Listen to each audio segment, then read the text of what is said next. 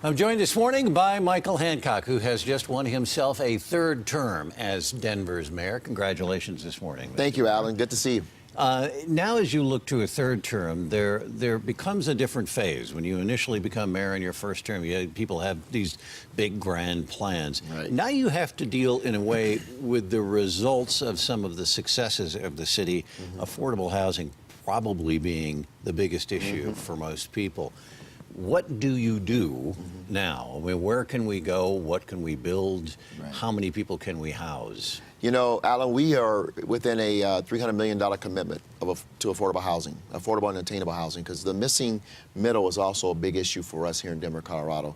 You know, the key for us, we're going to be spending the next 5 years buying up land, partnering with housing developers, including our community development groups out there who do it as part of their mission to build housing, but also to preserve housing and keep people in their homes. And so this is going to be a full-blown process, and our goal is to build 6,300 units of housing over the next 5 years. Would you consider that the most important thing you have coming over the next 5 years? I think it's a combination of things, because when you marry not only housing, you must, with mobility and access to good transit, now you're really impacting people's lives when you're able to do those things. And so we're going to be also elevating how we bring about mobility action to the people of Denver. There's nothing more powerful than to see someone be able to leave their affordable, attainable unit and go get on transit.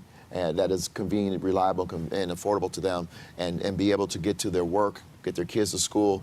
That's where we really begin to impact people's quality of life. And so those are things together we're going to be working on. People need to get to their jobs. Absolutely. And you need to have jobs. Absolutely. As well.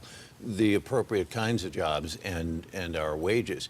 Are people earning enough in Denver to get by at our current minimum wage? You know, stagnation of wages have been a problem not only in Denver but across this nation, and quite frankly for about 4 decades. If you ask me, I will tell you it's probably the greatest threat to our nation right now. And we have to work with everyone to try to boost wages in Denver, and that's why I moved to increase minimum wage in our city-owned facilities and our operations. And now that the state has acted, we'll work with the private sector and with our labor community to begin to effectuate change and increase wages here in Denver. But because people are not earning enough and people are struggling, we can't just build housing, we've got to boost wages. And I'm committed to doing it, and we're going to do it in a smart, strategic way and to help people live a better life in Denver.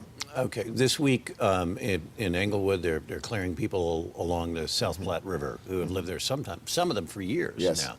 They're going to go somewhere. They're going to attempt to get them services.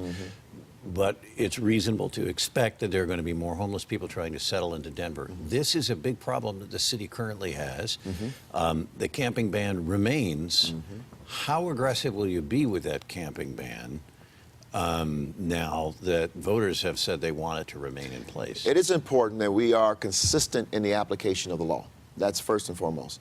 And the reality is that, you know, Englewood is doing what many cities across the country, and certainly here in the metro region of Denver, are doing, in that this is a public health crisis. And it's public health threat and safety threat to the people who are homeless, as well as the general public. And we can't allow those type of encampments to exist. But we also got to be very, very committed, as Denver is, to connecting those individuals directly with services, housing as best we can and as quickly as we can, as well as all of the extenuating services that they need in terms of mental health and drug and alcohol addiction, try to reunite people with their families and so on and so forth. But we cannot and will not at all be lax on that, because that is the first and most important step that we should take. People worry about their safety and their security downtown. We've certainly seen crime along 16th Street Mall and along 15th Street there in that area as well. Has the legalization of marijuana contributed to an increase in that crime downtown? I'm not sure. What do you do about it? Yeah, I'm not sure you can say that. There's nothing statistically that tells us that marijuana has contributed to the crime in any parts of Denver, for that matter. I think what you have is a very dense area. You have more people living in downtown. You have more entertainment venues in downtown than we've ever had before. And you have a lot more congestion. And so we have grown by 110,000 people in the last 10 years. A lot of the folks who have come to Denver live in and around downtown Denver. And so when you have that, you're going to see an increase in crime. We have actually seen across the city and across downtown a decrease in crime, except for some of the things that cause us greatest concern, and that's our aggravated assaults or our more serious crimes. But that is also a trend we see across the country. And so we're trying to find out what is the cause of all that, not only in downtown Denver, but across Denver, and how do we begin to deal with that effectively. And I think that the Director of Safety, Troy Riggs, and Chief of Police, Paul Pays, and strategies around Opportunity Index, where we're addressing the whole person, and we're looking at the whole, all the things that cause someone to be a victim, but also to be a perpetrator of crime, is ultimately going to help us to continue to see the trends go downward in terms of some of these crimes that we're seeing in downtown and across the city. Are Denver's gun laws sufficient? I think Denver leads. I know Denver leads the state in some of the gun laws. I mean, in terms of our clips that we manage and regulate, Denver led when we have fought in court to defend our laws in Denver with regards to guns, and we're going to continue to do that. But we got to continue also push the state to help us with some commonsensical gun legislation in terms of clearances and in terms of making sure that we know who's buying guns and make sure everyone's okay. If I can get back to homelessness a bit, you have people, if you drive through certain areas, there are certainly people who are spending overnights on the sidewalks. Where can they go? I mean, you're talking about building thousands of units of housing in the long run, but the numbers are far greater than that, and Denver is not getting any less expensive. We would expect, I would assume, those numbers to rise even further. This year, as part of the $300 million commitment, we will spend $60 million. Most of that is focused on our homeless to 30% AMR, folks at the lower end of our wage scale. And so we are building, but I'll tell you, every night we are doing a tracking of how many beds we have available in our shelters, how many vouchers we are executing. And when you compare that to the number of people who are on the streets, we actually have enough beds to care for everyone who's on our streets if they would simply go in. It is a long process to earn the trust and help people feel comfortable going in. We are going to try some new things as well. We announced about a month ago almost a $16 million commitment to improve our shelters, to bring down some of the barriers to shelters, including helping people allowing people who have partners to enter into shelters, who have animals with them to enter the shelters, or items that need to be stored to be properly and safely secured overnight. So the philanthropic community and the business sector have already leaned in with the city of Denver to bring about those opportunities, as well as new housing vouchers. So the city of Denver is already, implementing new strategies to reach those who are most chronically on our streets and to make sure that we're able to get them indoors. Here's the bottom line. Once we get them, we're able to connect them more directly to services at a higher rate and be more effective in stabilizing their lives.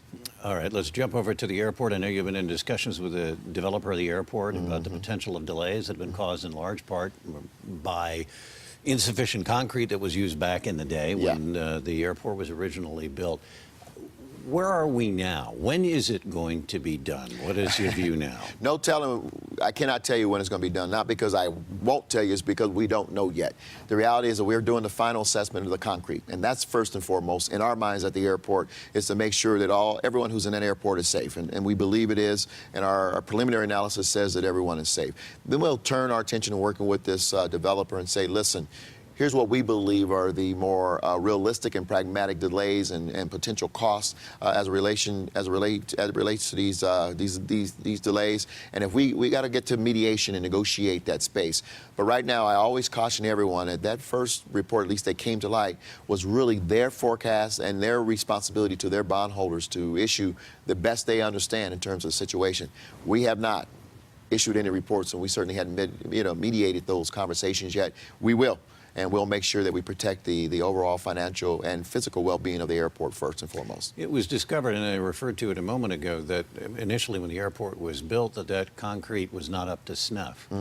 Should the city conduct an investigation into who tested that concrete and whether that testing was done appropriately and whether the contractor is still responsible for that insufficient concrete decades ago? Yeah, we'll find out the condition of the concrete today and really what has caused some of the challenges and concerns around the concrete, and from there we'll make a determination. One of the things I'll tell you, there are many concrete contractors who are at the airport.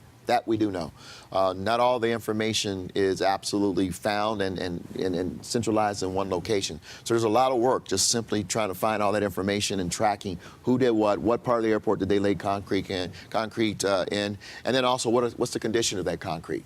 And then we'll take some steps after that to protect the airport and of course the taxpayers of Denver, by the way, who are not on the hook but also have a great deal of interest in making sure that airport is safe and that we are made whole if we have to be. When concrete is laid, core samples are drilled and they look at the strength of the concrete. Yeah. Did somebody fail? That, again, I can't tell you. I don't know yet because our analysis is not complete. Mm-hmm. Again, we have some preliminary reports that tell us that for the most part it's meeting the standard. There are some areas that, that quite frankly show us that there's some concerns, but it's not that far off, and that's interesting. But those are preliminary studies. Now we're going throughout the airport to make sure everything is up to snuff as well. Tell me, as you enter your third term, what should Denver look like in the future? Listen, we have a thriving city. The real challenge for us is to sustain that progress that we're making, to make sure we bring balance and equity to Denver in terms of our development, in terms of our growth, directing that growth in the right locations, and really making sure people feel good about this city in terms of their ability to care for themselves and their family.